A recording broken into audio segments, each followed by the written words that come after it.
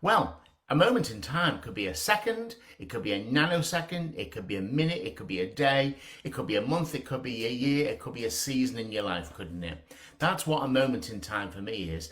That defining sort of description of something. So it might be that you have a brilliant idea because you have been stuck in traffic and you noticed how sunny it was outside, and you also noticed that you were listening to something great on the radio, and you listened to something, a song, and you had an idea and it popped in your head and you went boom, a moment in time.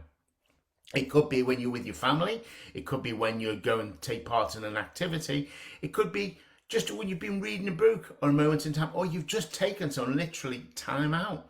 You just said to yourself, right, you know what, I'm just going to sit and be still for a bit. And that's a moment in time. So that's the first thing I'd encourage anyone to do, is take a snapshot of time. Just use your brilliant brain, and maybe as a camera or as a video recorder or a sound recorder, and just notice that moment in time.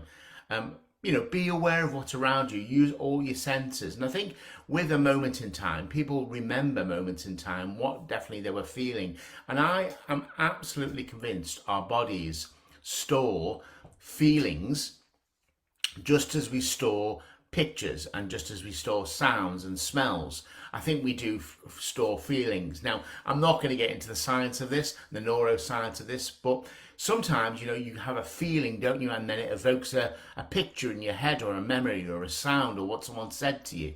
So it's interesting, isn't it? How does your brain, your amazing brain, your brilliant brain, how does it pick which moment in time to store?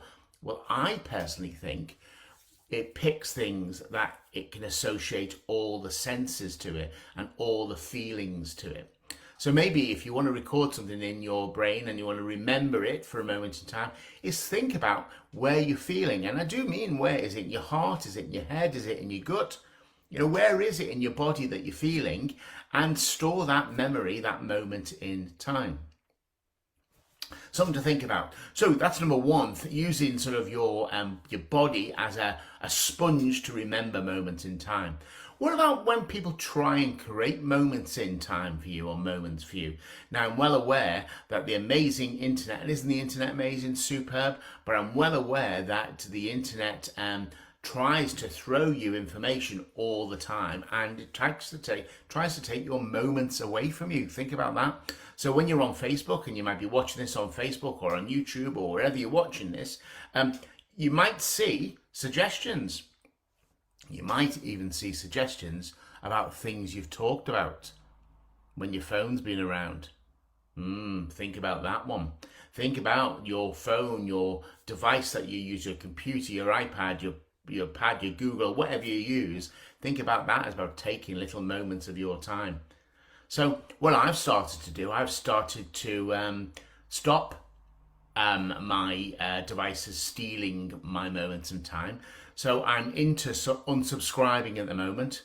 I really am unsubscribing. So basically, if I'm on my, I have a Hotmail account, which I have all sort of stuff going into. It's not my main account because I keep my main account clean, but my Hotmail account, I have everything. And I've basically, every time I've been going on my Hotmail, only going on it once a day, at a time in the day, I go on and go, right, don't want that anymore, don't want that, and unsubscribe, unsubscribe, unsubscribe, unsubscribe, unsubscribe.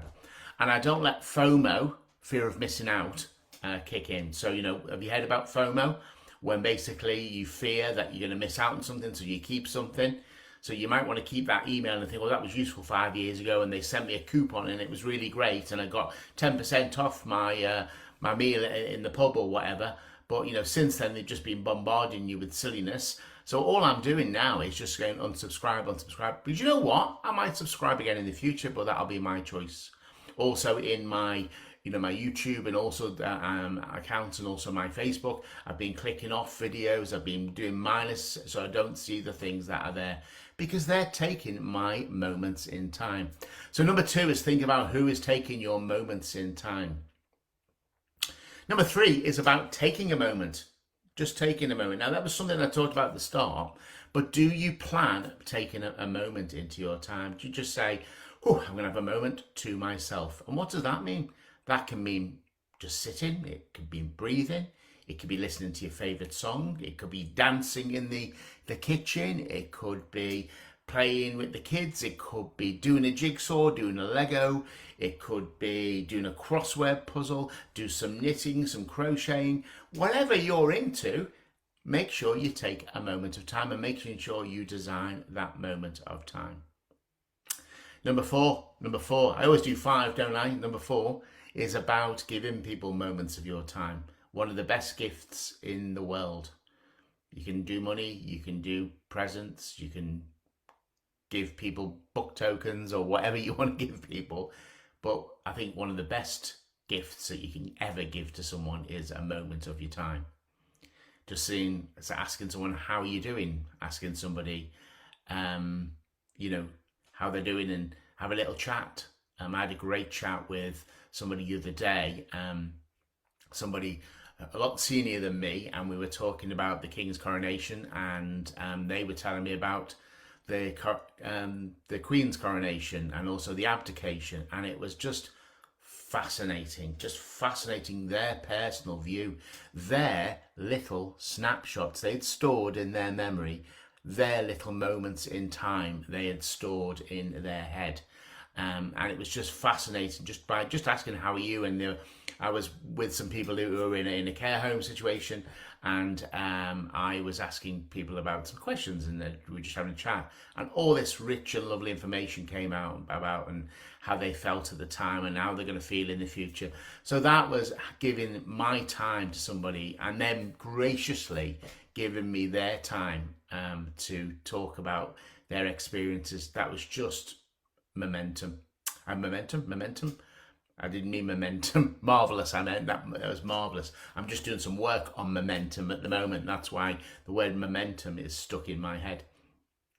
And then the last tip I'm going to say, number 5, is about recording your moments in time. Now, I talk about it all the time, don't I? You're probably bored of me talking about my journal, and you're probably bored of me about talking about my weekly review. But you know, it works for me, and I just make sure that I store those little moments down, how I'm thinking, how I'm feeling. If there's anything amazing happened in the week, or I've been contacted by someone. I got a brilliant email the other day from an old friend of mine, which is fantastic, and we're going to have some moments in time. We're going to share some moments in time in the future. That was just superb and just made me feel really great. You know, so are you recording those moments in time? So are you recording them physically? And why do you have to write them down? Because I know our brain is amazing. And I know I said that at the start of this, use your brain like a video camera or a recorder or a feelings recorder. But also you do need to write down, because our brain can't keep it all in. It's there, it's in there somewhere, but sometimes you need a little bit of a jogger, a little bit of a prompt, a little bit of a trigger. The best way to do that is just write something down. And you don't need to do it on pen and paper. You can do it on your computer. You can use audio files. Maybe one day, you know, what you do each day is switch on your phone in the evening and just talk to yourself for 2 minutes. And just, instead of writing things down, why don't you just record that day and just have a chat about it? You could make yourself a little video if you wanted, if you like watching videos of yourself. You could, it's up to you. There's loads of ways of recording things. And it'd be really interesting if you're watching, when you're watching this, is pop in the chat, you know, how you store your moments in time. And what maybe let's celebrate. Because I think this whole conversation today was prompted by celebration, about celebration. So what if I asked you now, here's a question for you if you're watching me, and pop in the chat if you're watching. What's a moment in time that you don't mind sharing and that you want to celebrate? And by the way, by popping it in the chat, other people will see it and they will celebrate it too. So that's a little gift you could give anybody who is watching this video, couldn't it? A little gift of a moment in time. So I am going to quickly end with a moment in time from yesterday's Charles's coronation. And my moment in time, and the bit that made me sort of really reflect, and the tingle went down the back of my spine, and the little thing in my eye, a little bit, was right at the start of the ceremony. A young child went up to the king, well, went up to the king. He knew he was going to do it, didn't he? And started the celebration in the Abbey. And for me, that was a moment in time. And the reason why it was a moment in time for me, it wasn't necessarily that it was about the coronation and King Charles and Queen Camilla and the UK and the Union and all, and the coronation and the Commonwealth. It was just the moment in time that made me realise this was this young man's moment in time.